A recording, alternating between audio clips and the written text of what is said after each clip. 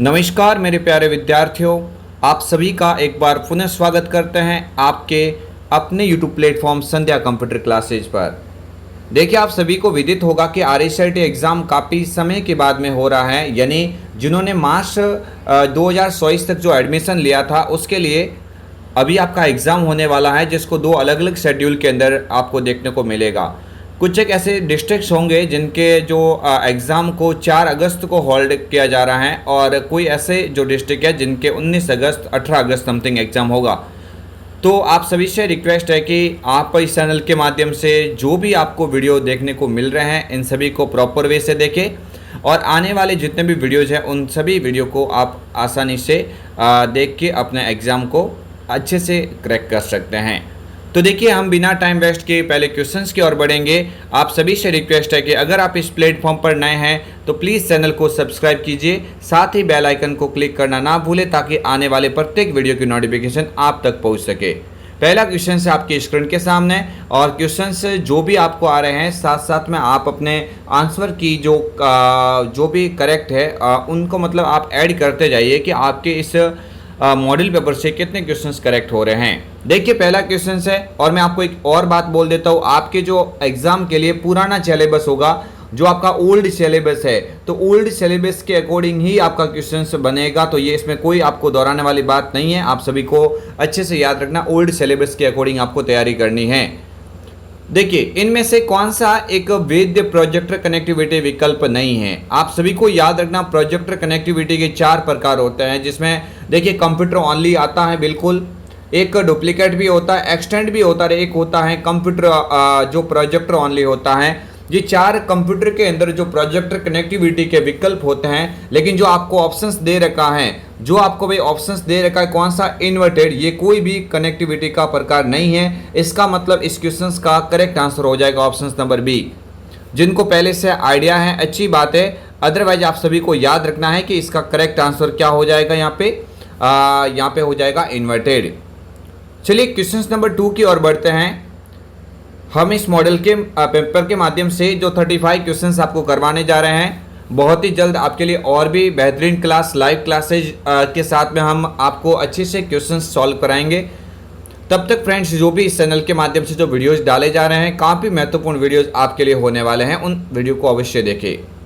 Question number 2 है, वीजे card में कितने पिन होती हैं। भाई, वीजे कार्ड के अंदर आपको याद रखना है 15 पिन होती है। ये क्वेश्चन कई बार बना हुआ है।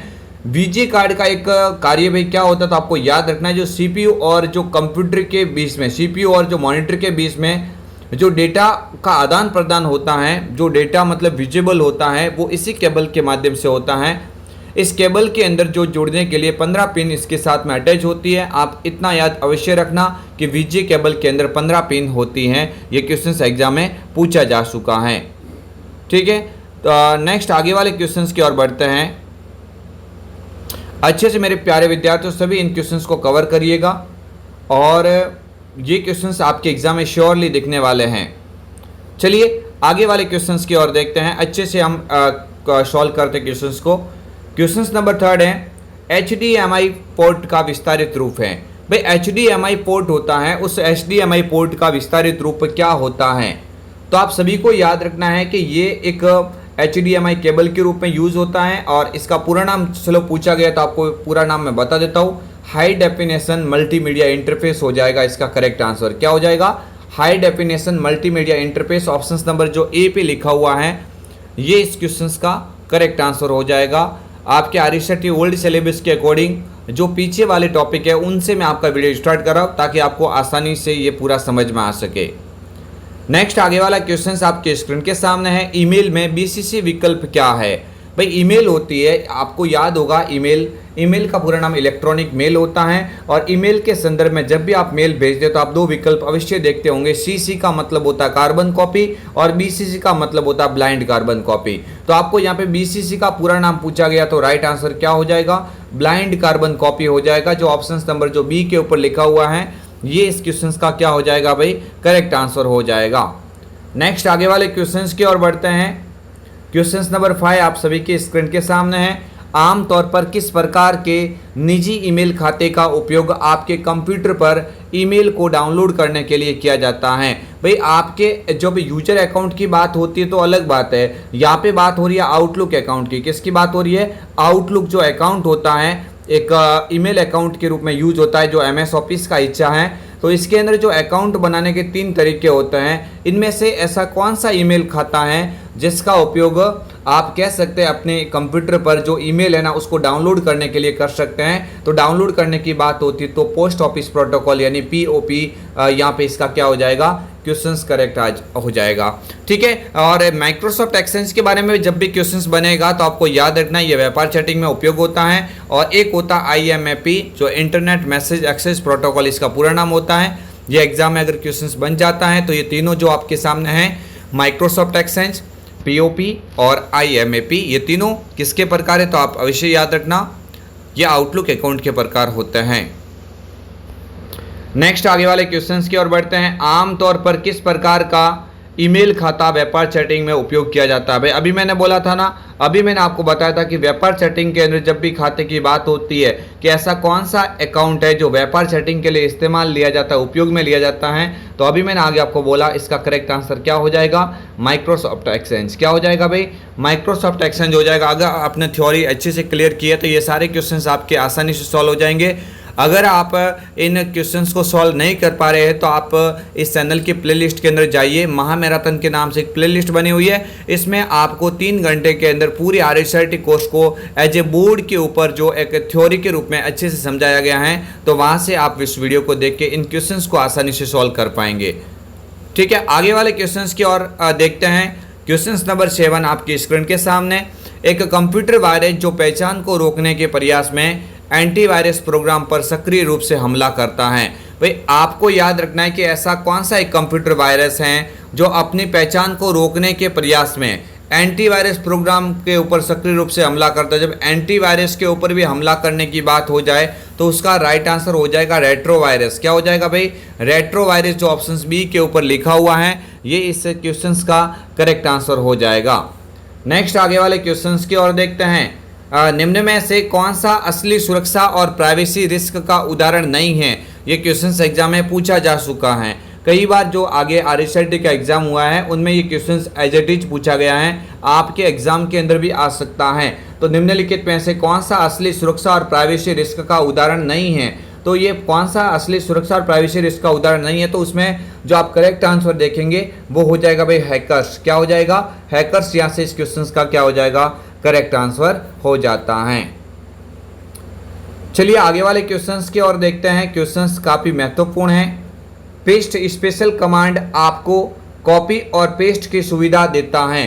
भाई जो पेस्ट स्पेशल कमांड होता है ये आपको क्या सुविधा देता है?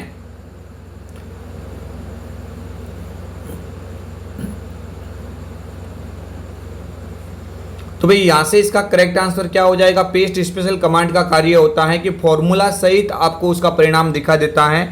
तो इसका करेक्ट आंसर हो जाएगा एक्चुअल फॉर्मूला के बजाय एक फॉर्मूला के परिणाम स्वरूप वैल्यूज द्वारा ये पूरा रिजल्ट दिखाता है। यानी जो भी डेटा आप प्रॉपर वे से कॉपी करना चाहते तो वो पेस्ट स्पेशल के द्वारा प्रॉपर वे से कार्य करेगा। निश्चिंत यहाँ पे ऐसा क्वेश्चन पूछा जाए तो आप ऑप्शन नंबर सी को यहाँ से करेंगे करेक्ट आंसर। चलिए आगे वाले क्वेश्चंस की ओर देखते हैं। आप सभी, मैं स्टूडेंट से या सभी मित्रों से मैं रिक्वेस्ट करता हूँ कि अगर आप इस चैनल के ऊपर पहली बार विजिट कर रहे हैं तो चैनल को अवश्य सब्सक्राइब करें, क्योंकि इस चैनल के माध्यम से आपको वे क्वेश्चंस देखने वाले हैं आने वाले दिनों में, और आज से ही जो क्वेश्चंस आपके एग्जाम में एज इट इज दिखने वाले हैं। वर्कशीट के एक स्थान से फॉर्मेटिंग को कॉपी कर किसी दूसरे स्थान पर फॉर्मेटिंग अप्लाई करने के लिए आप किसका उपयोग करेंगे?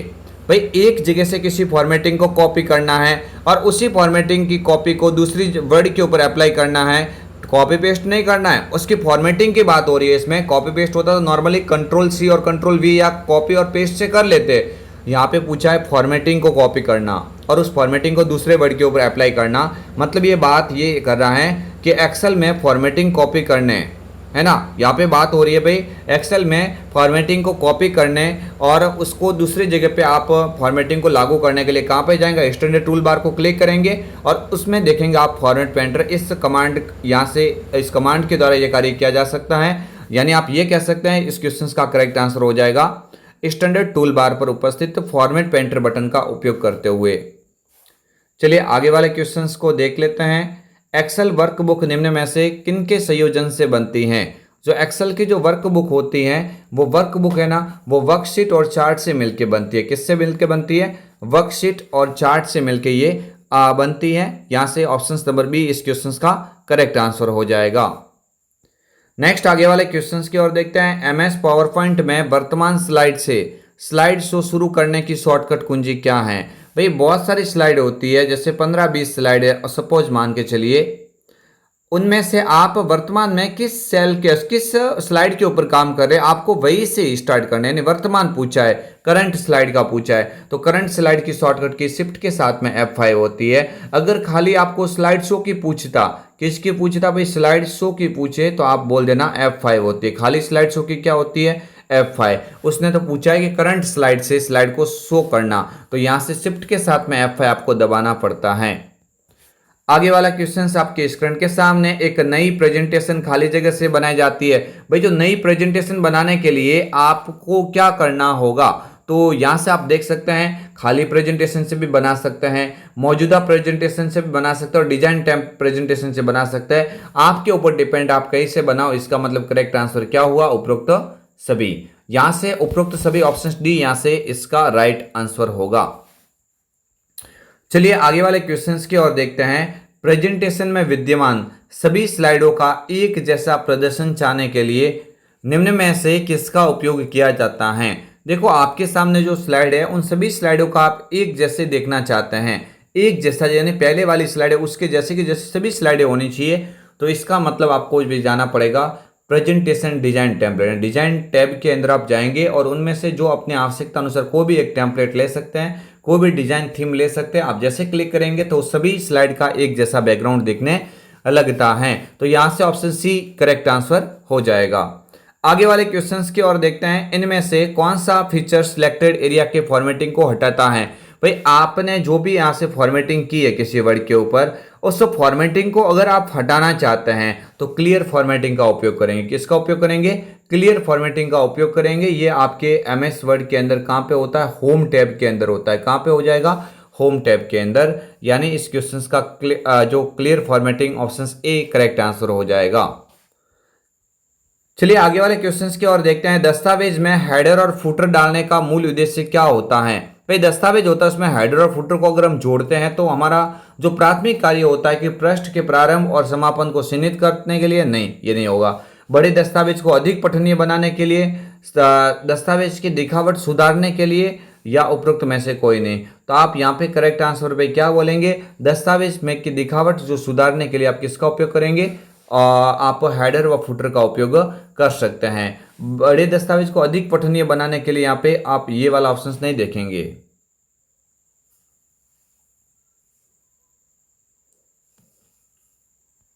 चलिए आगे वाले क्वेश्चंस की ओर देख लेते हैं। क्वेश्चन नंबर 17, निम्न में से कौन सा ऐप नागरिकों के मुद्दों को हल करने और समाधान प्रदान करने के लिए बनाया गया है। तो आपको याद रखना है, सभी को पता होगा, ज़्यादा टाइम वेस्ट नहीं करेंगे। राज्य संपर्क होता है, इसके हेल्पलाइन नंबर 181 होते हैं, इसके ऊपर 5 स्टेप होते हैं। भाई आप याद रखना, एक तो रजिस्ट्रेशन हो जाएगा, एक आपका हो जाएगा इसका मॉडरेशन हो जाएगा, एक हो जाएगा इसका अलोकेशन हो जाएगा, एक हो जाएगा डिस्पेशल हो जाएगा, एक हो जाएगा वेरिफिकेशन। ये 5 स्टेप होते हैं जो किसके अंदर हो जाएंगे, राज्य संपर्क के अंदर, राजस्थान संपर्क के अंदर। चलिए आगे वाले क्वेश्चंस की ओर देखते हैं। हॉटस्पॉट के लिए किस कनेक्टिविटी की आवश्यकता होती है। तो ये तो मैं जल्दी में आपको बता देता हूँ, सभी को पता होगा। भाई आप वाईफाई को यूज करेंगे, किसको यूज करेंगे, वाईफाई का उपयोग कर सकते हैं। आगे वाले क्वेश्चंस की ओर देखते हैं। पीएनआर का पूरा नाम, टाइम वेस्ट नहीं करेंगे, जल्दी जल्दी बताइए। यहाँ पे करेक्ट आंसर क्या हो जाएगा, पीएनआर का पूरा नाम हो जाएगा passenger name record. Passenger name record होगा, बिल्कुल यहाँ से पैसेंजर नेम रिकॉर्ड। रेलवे के संदर्भ में जो टिकट बुकिंग होती है तो उसमें एक आपको पीएनआर नंबर मिलते हैं, उसका पूरा नाम क्या होता है, पैसेंजर नेम रिकॉर्ड होता है। चलिए आगे वाले क्वेश्चंस की ओर देखते हैं। किस प्राधिकरण द्वारा पैन कार्ड को जारी किया गया है? भाई पैन कार्ड को जारी NSDL ने किया है, आप सभी को पता होगा। UIDAI ने तो किसको जारी किया है? आधार को जारी किया। जो आधार कार्ड होता है वो आधार कार्ड किसने जारी किया? UIDAI ने। NVSP ने क्या जारी किया? तो अपनी जो वोटर आईडी होती है, वोटर कार्ड है ना, जो वोटर आईडी आपकी है वो वोटर आईडी किसके द्वारा बनाई गई है? NVSP के द्वारा। यहाँ पे पूछा है किसका? पैन कार्ड का, तो यहाँ से करेक्ट आंसर हो जाएगा NSDL। NSDL का पूरा नाम होता है नेशनल सिक्योरिटी डिपॉजिटरी लिमिटेड। आगे वाला क्वेश्चन आपके स्क्रीन के सामने है। नागरिक ऑनलाइन माध्यम से विश्वविद्यालय के शुल्क का भुगतान कैसे कर सकता है? आप सभी को याद रखना है कि नागरिक ऑनलाइन माध्यम से अगर विश्वविद्यालय के शुल्क की भुगतान करना चाहेगा तो आप ई मित्र से कर सकते हो, सिंगल साइन ऑन आईडी से कर सकते हो, या यूनिवर्सिटी पोर्टल से भी कर सकते हैं। तो यहां से तो सभी के द्वारा कर सकते हैं, उपरोक्त सभी यहां से करेक्ट आंसर हो जाएगा। चलिए आगे वाले क्वेश्चंस की ओर देखते हैं। नागरिक ऑनलाइन माध्यम से रोजगार के लिए पंजीकरण कैसे कर सकता है? तो रोजगार के लिए भाई एक तो रोजगार विभाग की साइट होती है और एक ई मित्रा से कर सकते हो। तो ये तो सारे इजी प्रश्न हैं, इसका करेक्ट आंसर हो जाएगा ए और बी दोनों हो जाएगा। आगे वाला क्वेश्चन देख सकते हैं। निम्न में से किसके द्वारा एक नागरिक राजस्थान संपर्क पर शिकायत दर्ज कर सकता है?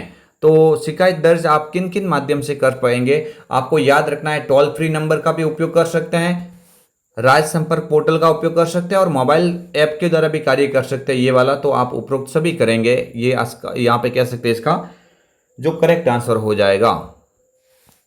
नेक्स्ट आगे वाले क्वेश्चंस को देखते हैं। FPS का पूरा नाम बताइए। भाई FPS का पूरा नाम आप सभी को याद होगा, मैंने जब पढ़ाया था तो आपको मैंने पहले ही बता दिया था, ये क्वेश्चन आ सकता है। FPS का पूरा नाम होता है फेयर प्राइस शॉप। क्या होता है? Fair price shop. Option number B पे जो लिखा हुआ है ये इसका क्या हो जाएगा? करेक्ट आंसर हो जाएगा। नेक्स्ट आगे वाला क्वेश्चंस देखते हैं। EPDS के संदर्भ में MSP का पूरा नाम बताइए। भाई जो EPDS के संदर्भ में MSP का मतलब होता है मिनिमम सपोर्ट प्राइस। क्या हो जाएगा? Minimum support price. Option number A इस क्वेश्चन का राइट आंसर होगा। आगे वाला क्वेश्चन है PDF प्रणाली के संदर्भ में। भाई EPDS पूछा गया है, रिटर्न है ना, यहाँ पे क्या पूछा है? EPDS पूछा गया। चलो EPDS प्रणाली के संदर्भ में BPL का पूरा नाम बताइए। मैंने पहले से आपको याद रखना है, मैंने लास्ट से स्टार्ट किया है, लास्ट से इस साइड जा रहे हैं ये क्वेश्चंस के माध्यम से।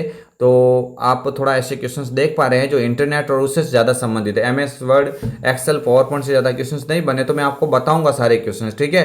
BPL का पूरा नाम होता है बिलो पॉवर्टी लाइन। क्या होता है भाई? Below poverty line. कहाँ पे? ऑप्शन नंबर ए पे। आगे वाला क्वेश्चन है, मैं सभी से रिक्वेस्ट करता हूँ, अगेंस्ट बोल देता हूँ कि आप सभी ने अगर इस चैनल को सब्सक्राइब नहीं किया है तो चैनल को अवश्य सब्सक्राइब कीजिएगा और आने वाले टाइम के अंदर जो भी वीडियोज आपको प्राप्त करने हैं, अच्छे से देखने हैं, तो आप बेल आइकन को अवश्य क्लिक करना। जॉब सर्च वेबसाइट का एक उदाहरण है। भाई जॉब सर्च वेबसाइट का उदाहरण कौन सा हो जाएगा? आपको याद रखना naukri.com होता है। अमेजोन, पेटीएम ये नहीं होगा, यहाँ से करेक्ट आंसर हो जाएगा naukri.com। इस naukri.com के अलावा जॉब अलर्ट होता है, monster.com होता है, timesjobs.com होता है, जिनके द्वारा आप आसानी से गवर्नमेंट अथवा प्राइवेट सेक्टर की जो वैकेंसियां होती है उनकी आप तलाश कर सकते हैं जॉब के लिए। चलिए आगे वाले क्वेश्चंस की ओर देखते हैं। ऑनलाइन शॉपिंग किस प्रकार के लेन देन का उदाहरण है? भाई ऑनलाइन शॉपिंग जो आप करते हो ना वो किसके अंदर आती है? वो B2C के अंदर आती है। जैसे अमेजॉन, फ्लिपकार्ट जो भी है ये आप शॉपिंग करते हो, है ना, ये आप B2C के अंदर आते हो, बिजनेस टू कंज्यूमर। चलिए आगे वाले क्वेश्चंस की ओर देखते हैं। निम्न में से सर्च इंजन का उदाहरण है। भाई सर्च इंजन आप सभी को पता होगा, सर्च इंजन के 3 स्टेप होते हैं। एक तो होता है भाई जैसे कि आपको याद रखना है, जैसे कि सर्चिंग होता है, ठीक है। एक होता है क्राउलिंग होता है ना, क्राउलिंग या वेब बोटिंग के रूप में आप कह सकते हैं। और ये ऐसे कुछ क्वेश्चंस आपके एग्जाम में बन जाए तो आप थोड़ा याद रख लेना।